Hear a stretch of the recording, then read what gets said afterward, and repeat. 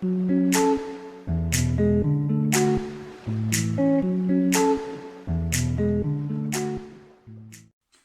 à toutes et à tous. Je ne sais pas si vous êtes comme moi, mais il y a une question que je me pose assez régulièrement, qui est celle de la place que je dois accorder dans mon existence à un certain nombre de passions. La colère, par exemple. C'est quelque chose qui est foncièrement désagréable à éprouver et qui peut conduire à des actes que l'on regrette ensuite. Non, non, laissez-le. Non, non, non, Abdelrahman Bassi. Pourtant, j'ai bien conscience que dans certaines situations, il existe de saines colères et qu'il ne faudrait pas les réprimer parce qu'elles permettent de dénoncer ce qui est anormal, de s'en scandaliser à juste titre. Les mots ont un sens, sauf pour ceux qui les utilisent, comme vous. Et pour qu'il n'y ait aucune équivoque, que les choses soient claires. Pour moi, jusqu'à la fin de mes jours, tant que j'aurai un souffle, monsieur Forisson, vous ne serez jamais, vous et vos pareils, que des faussaires de l'histoire. Je suis donc toujours dans cette espèce d'hésitation. Est-ce que le bonheur se trouve dans la sérénité et donc dans la suppression des passions? Ou est-ce qu'au contraire, le bonheur va se trouver dans une vie exaltante, animée, portée par un certain nombre de passions? Pour examiner cette question, je vous propose aujourd'hui de regarder un petit peu ce que les stoïciens en général, et Cicéron en particulier, ont à nous dire sur la question. Ainsi, que l'on soit ou non d'accord avec eux, on trouvera des éléments pour approfondir ses propres réflexions. Je vais commencer par une petite mise au point sur Cicéron. Il n'est pas, à proprement parler, un philosophe stoïcien.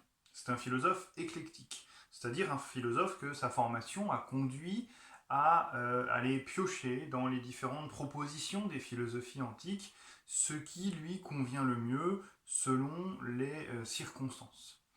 Et il est la plupart du temps en accord avec ce qu'on appelle les académiciens, c'est-à-dire les disciples de Platon, ceux qui se sont mis à son école, qu'on appelle donc l'académie. Mais sur la question des passions, ce sont les stoïciens qui emportent les faveurs de Cicéron. Et c'est donc assez logiquement que dans le traité qu'il consacre à cette question, les Tusculanes, et plus particulièrement les livres 3 et 4 des Tusculanes, on trouve un exposé par Cicéron des théories stoïciennes sur les passions. On va commencer par expliquer ce que sont les passions, selon les stoïciens, et ensuite ce qu'il faut faire par rapport à ces passions, soit pour les chasser quand elles sont présentes, soit pour éviter qu'elles ne se présentent quand elles ne sont pas encore là.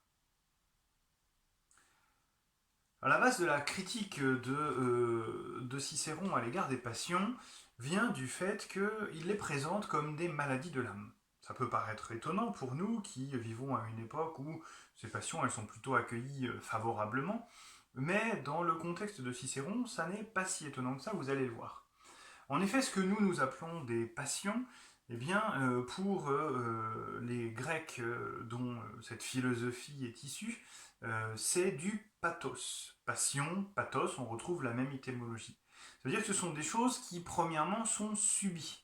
Il y a de la passivité dans les passions. Ça n'est pas moi qui décide ce que je vais faire et comment je vais réagir, ça n'est pas moi qui décide quelle humeur, quel état d'esprit va me passer par la tête. Je ne fais, au fond, dans ce cas-là, que réagir à ce que les circonstances m'amènent à croiser. Et non seulement il y a de la passivité dans les passions, mais il y a aussi donc du pathologique, parce que les passions sont un dérèglement de l'âme. Pour le comprendre, il faut préciser que l'âme, chez les stoïciens, n'est pas, comme on pourra le rencontrer un peu plus tard, par exemple, avec le christianisme notamment, n'est pas quelque chose d'immatériel. L'âme, pour les stoïciens, c'est de la matière, c'est une sorte de souffle d'une qualité bien particulière, d'une subtilité très grande, un souffle qui parcourt la totalité du corps, ce qui explique que cette âme, par sa volonté, peut animer l'ensemble du corps, et ce qui explique aussi qu'elle peut ressentir ce qui se passe depuis l'extrémité de nos cheveux jusqu'au bout de nos orteils. Or cette âme qui parcourt ainsi le corps, qui est une matière très subtile mêlée à la matière plus grossière de ce corps, cette âme, elle doit être sous une certaine tension. Si la philosophie des épicuriens est plutôt une philosophie du relâchement, la philosophie des stoïciens est une philosophie de la tension, de la juste tension que eux appellent le tonos, qui dans le latin et dans la langue française ensuite deviendra le tonus. Il faut une âme tonique, une âme qui a la bonne tension, à l'image notamment de ce que serait une corde d'un instrument à cordes bien tendu, bien accordé, pour que cela puisse résonner convenablement. Si jamais c'est trop relâché, eh bien ça ne rend aucun son valable. Il ne faut pas non plus trop l'attendre, sinon elle risque de claquer. Et c'est ce qui se passe au fond avec les tensions, avec les passions, pardon. Les passions trop fortes poussent à l'extrême la tension de l'âme jusqu'à ce que nous risquions la rupture. Et donc il faut bien prendre garde que l'agitation de notre âme, du fait de l'influence des événements extérieurs, ne devienne pas une sorte de tourbillon, une sorte de tempête intérieure qui finirait par nous nuire. Ce mouvement de l'âme, sous l'effet des passions, doit être réglé pour ne pas déborder.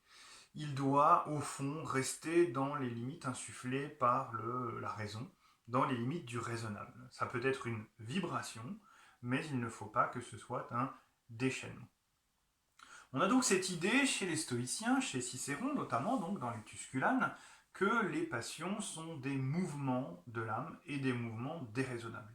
C'est pourquoi ils vont définir 4 passions fondamentales qui sont de l'ordre de ces mouvements excessifs. Et pour retrouver ces passions fondamentales, c'est assez simple, il faut avoir en tête 2 critères. Le premier critère, c'est un critère temporel. Est-ce que ce qui nous fait réagir est présent ou à venir? Le deuxième critère, c'est un critère qualitatif.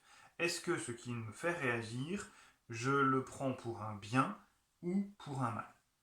Si jamais ce qui me fait réagir, c'est quelque chose qui est présent, et je considère que cette chose est un bien, alors la passion qui va être associée à cela, c'est le plaisir. Mais là encore, un plaisir excessif, un plaisir débordant, un plaisir qui pourrait confiner à l'hystérie. Si jamais ce bien, il n'est pas encore présent, mais il est à venir, alors la passion correspondante, ce sera le désir, mais là encore une sorte de désir qui serait une forme de trépignation,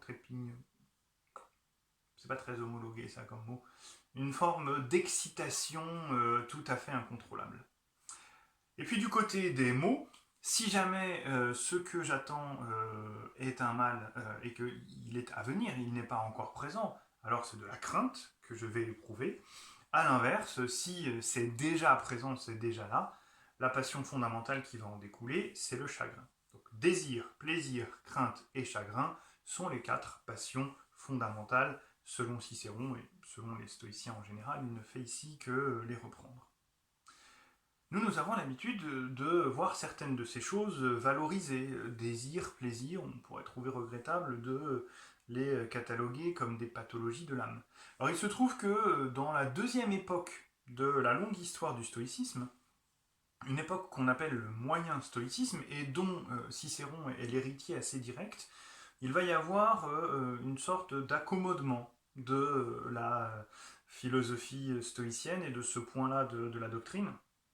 On va accepter qu'il puisse y avoir des passions raisonnables, des passions qui sont donc de justes vibrations de l'âme, sans emportement excessif.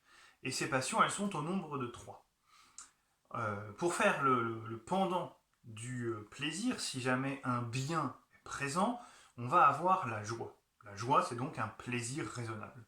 Pour faire le pendant du désir, pour un bien qui serait attendu au futur et pas encore présent, on va avoir la volonté. Donc la volonté, c'est un désir raisonnable. Pour un mal qui serait attendu mais qui ne serait pas encore présent, l'équivalent raisonnable de la crainte, c'est la circonspection, la mise en garde, qui nous incite à être prudent vis-à-vis de quelque chose de dommageable qui pourrait survenir. Et pour ce qui est du chagrin, eh bien, il n'y a pas d'équivalent. Les stoïciens considèrent qu'il n'y a pas de chagrin raisonnable. Une fois que le malheur est présent, il n'y a pas à s'en lamenter, il n'y a rien d'autre à faire que de l'accepter, puisqu'il est absolument impossible de changer la réalité dès lors qu'elle est advenue. Donc, 4 passions néfastes, déraisonnables, fondamentales, 3 passions plus raisonnables. Que peut-on faire face à ces passions? Puisqu'elles sont considérées comme des pathologies, eh bien, il faut les soigner. C'est d'ailleurs la base de l'opposition de Cicéron à Aristote. C'est pour ça que c'est chez les stoïciens plutôt que chez les aristotéliciens que Cicéron va chercher ses munitions philosophiques sur cette question. Cicéron considère que on ne peut pas, comme les aristotéliciens, vouloir modérer les passions. Si ce sont des maladies de l'âme, il faut tout simplement les guérir et pas seulement désirer être un peu malade. Ça n'a pas vraiment de sens de vouloir être un peu malade, c'est encore être malade, et ça ne convient pas. Le philosophe, c'est celui qui recherche la pleine santé de l'âme. Alors pour cela, les stratégies vont être multiples et on va voir qu'elles peuvent s'échelonner sur 3 niveaux selon la progression du philosophe sur le chemin de la sagesse, selon la familiarité du philosophe avec les doctrines stoïciennes. La première solution face aux problèmes que les passions nous posent d'après le stoïcisme, c'est ce que je vais appeler ici une thérapeutique générale, parce qu'elle s'attaque au genre de choses que sont les passions. Pas à telle ou telle passion particulière, mais à la passion en général. À partir d'un principe qui est assez simple à comprendre, mais dont la mise en œuvre, vous allez le voir, est beaucoup plus compliquée, c'est le principe selon lequel toute passion est en fait une réaction à un jugement. Si par exemple je me mets en colère, c'est parce que je juge que j'ai été offensé. Mais précisément, l'un des principes fondamentaux du stoïcisme, c'est que nos jugements ne peuvent pas constituer des bonnes ou de mauvaises choses. C'est que la plupart du temps, quand nous jugeons que quelque chose est un bien ou quand nous jugeons que quelque chose est un mal, nous nous trompons. Le seul véritable bien pour le stoïcisme, c'est le bien que je peux faire pour moi-même en faisant en sorte d'être vertueux et donc de bien agir. Le seul véritable mal que je peux subir, c'est le mal que je m'inflige à moi-même en me désintéressant de la vertu et en ayant l'intention de mal agir. Donc soit j'abîme mon âme, soit au contraire je la porte au plus haut de ce qu'elle peut être. C'est là le seul bien et le seul mal véritable. Mais lorsque ces choses me viennent de l'extérieur, me viennent des autres, alors ce ne sont pas véritablement des biens ou des maux, cela doit m'être indifférent. Et donc toutes les passions qui résultent de ces jugements erronés, qui attribuent à tort une valeur aux choses qui ne devraient pas en avoir, toutes ces passions doivent ainsi se neutraliser. La passion du colérique, par exemple, qui s'estime insulté, qui estime qu'on lui a nui en l'insultant, c'est une erreur parce qu'il devrait plutôt considérer que l'insulte n'abîme que celui qui la profère et n'abîme pas celui qui la reçoit. L'avarice est une erreur concernant la valeur des richesses, la valeur de l'argent. Ça consiste à penser que l'argent est un bien, alors que l'argent, dans la doctrine stoïcienne, est quelque chose d'indifférent. Donc on a ici une stratégie qui prend toutes les passions ensemble et qui les neutralise de ce fait. Simplement, les stoïciens reconnaissent que avoir une telle action sur sa manière de penser, c'est quelque chose qui est presque infaisable dès lors que l'on n'est pas très très chevronné dans sa pratique du stoïcisme, dès lors que l'on ne s'est pas très très largement rapproché de ce que serait la sagesse des stoïciens. C'est pourquoi ils proposent une autre forme de thérapie, de thérapeutique des passions, qu'on va appeler cette fois-ci, ce sera notre deuxième solution, une thérapeutique spéciale. La thérapeutique spéciale, elle consiste à viser telle passion en particulier parce que c'est celle que je suis susceptible d'éprouver ou qu'un ami à qui je veux venir en aide est susceptible d'éprouver. Dans ce cas-là, je vais me concentrer sur le jugement qui est spécifiquement en cause dans sa passion et qui l'amène à un certain nombre de débordements. Par exemple, si jamais je me rends compte qu'un de mes amis se comporte d'une manière qui marque une trop grande avarice, eh bien, je pourrais discuter avec lui de la place qu'il accorde à l'argent dans sa vie, du jugement qu'il a sur l'argent, et du fait que, par exemple, il prend l'argent pour un bien, alors que le seul bien qui vaille, c'est la vertu que l'on mettra dans la décision qui sera prise d'agir d'une certaine manière, d'employer cet argent d'une certaine manière. Et on va considérer que moins ambitieuse, cette thérapeutique spéciale, elle est plus à la portée de ceux qui font leur premier pas dans le stoïcisme, qui, n'étant pas encore véritablement stoïciens, font quelques incursions sur ce territoire-là de la philosophie. La troisième possibilité, la troisième solution, c'est ce qu'on va appeler une thérapeutique minimale, qui revient un petit peu à ce qu'on a dit à propos d'Aristote et de cette idée de modération des passions. C'est une thérapeutique qui part du principe que les passions font malgré tout partie de la nature humaine, ordinaire. On ne parle pas ici du cas extraordinaire du sage. De telle sorte que la plupart d'entre nous, au cours de notre vie, nous n'allons pas pouvoir faire autrement que d'être confrontés à des passions.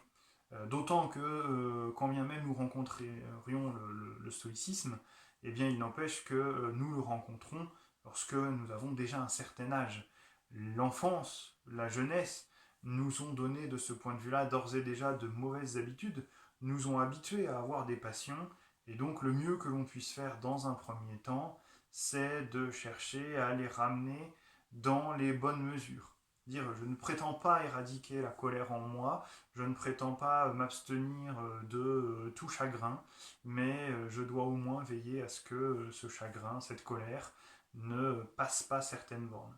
C'est un peu le discours que les envoyés d'Agamemnon tiennent à Achille dans l'Iliade, lorsque sa colère fait qu'il ne rejoint pas le combat, en lui disant qu'il est normal qu'il soit en colère et qu'il estime qu'il n'est pas respectueux de la part d'Agamemnon de l'avoir traité ainsi, mais il ne faut pas que sa colère devienne démesurée et que, pour quelque chose qui l'oppose à Agamemnon simplement, il mette en difficulté l'ensemble de l'armée des Grecs. Donc cette thérapeutique minimale vaut pour modération des passions et non pas suppression. Elle s'accompagne d'ailleurs d'un certain nombre d'exercices, et c'est là-dessus que je terminerai. L'un des exercices qui soutiennent cette thérapeutique minimale, c'est par exemple chez les stoïciens la préméditation des mots, qui consiste à s'imaginer par anticipation en train d'être confronté à des situations déplorables, et à les accentuer par son imagination, à les voir plus dramatiques qu'elles ne devraient l'être en réalité. Il y a donc un véritable effort de l'imagination pour pousser à l'excès ce genre de situation, en partant du principe que la violence de nos passions naît d'abord et avant tout de la surprise avec laquelle elles nous prennent d'assaut. Si on n'est pas surpris par la violence de ces passions, si on s'attendait d'une certaine manière à les voir arriver, à devoir les subir, à devoir les affronter, eh bien on désamorce une bonne partie de leur virulence. Et donc celui qui est prévenu a moins de difficultés à lutter contre ces passions. Un des exemples que l'on utilise souvent, c'est celui d'Épictète qui se répète que les gens qu'il aime sont des êtres humains, donc des mortels, et qu'il doit s'habituer à l'idée que bientôt il risque, par le cours même de la vie et par la fragilité de la vie humaine, d'être séparé des gens qu'il apprécie. Et donc, il se dit que par exemple, à chaque fois qu'il embrasse les gens qu'il aime, à chaque fois qu'il embrasse ses enfants tout particulièrement, il doit se répéter que ce ne sont que des mortels et qu'il est logique qu'à un moment ou à un autre, peut-être même plus vite qu'il ne le pense, il soit séparé d'eux.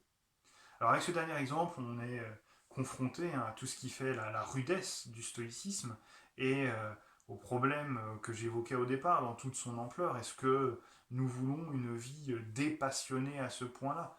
Certes, le chagrin lié à un deuil est quelque chose de terrible, mais au fond, s'amputer de cette capacité d'éprouver des passions telles que la colère, telles que le chagrin, est-ce que ça ne peut pas nous conduire à des situations qui sont plus terribles encore?